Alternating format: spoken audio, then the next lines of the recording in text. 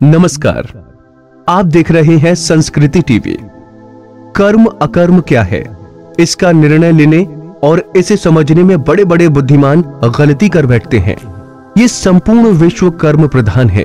बिना कर्म के तुम एक क्षण भी नहीं रह सकते।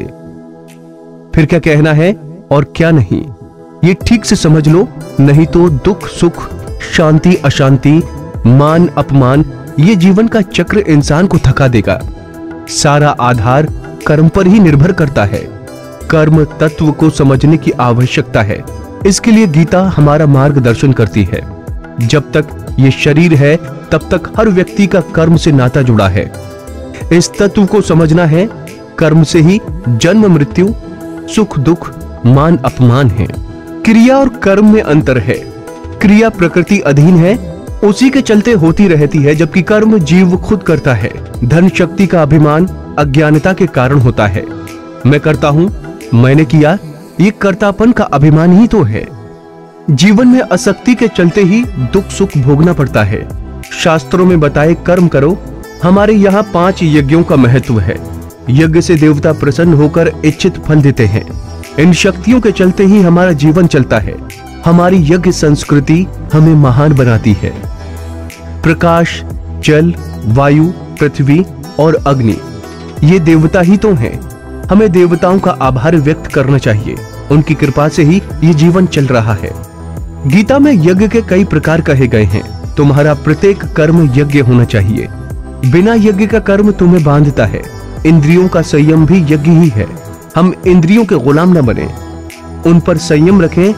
क्या खाना है, क्या नहीं खाना है, सुनने योग्य बातों को सुनना और देखने योग्य चीजों को देखना है। इसका जीवन में विशेष ध्यान रखना चाहिए। ये तुम्हारे जीवन का ही यज्ञ तो है। मधुर बोलना, हितकर बोलना, ये तुम्हारी यज्ञ में आहुति ही है। नदियों के जल को प्रदूषित करना और प्रदूषण फैलाना, ये सब यज्ञ विरोधी है। जीवन में निंदा स्तुति दोनों ही होंगी, लेकिन हमें समस्तु का भाव रखना है। निंदा होने पर विचलित न हो, धैर्य रखें, और स्तुति होने पर बहुत प्रसन्न न हो। ये ज्ञान हमें गीता से मिलता है। गीता अद्भुत है। एक मायने में ये हमारे जीवन की प्राणवायु है। गीता जीवन को उत्सव बनाती है। इतना ही नहीं, ये इंसान की वर्तमान सभी समस्याओं का समाधान देती है। ये एक ऐसा संसार ग्रंथ है जिसका सम्मान सभी करते हैं।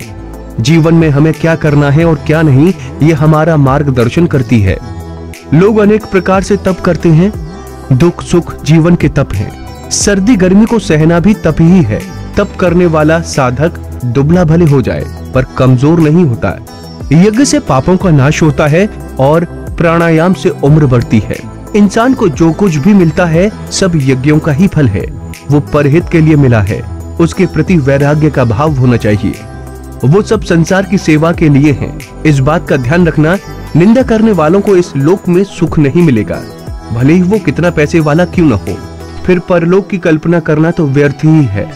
जो यज्ञ करते हैं उनके लिए यहाँ भी अमृत और परलोक में भी। यज्ञों में ज्ञान यज्ञ को सर्वश्रेष्ठ बताया है।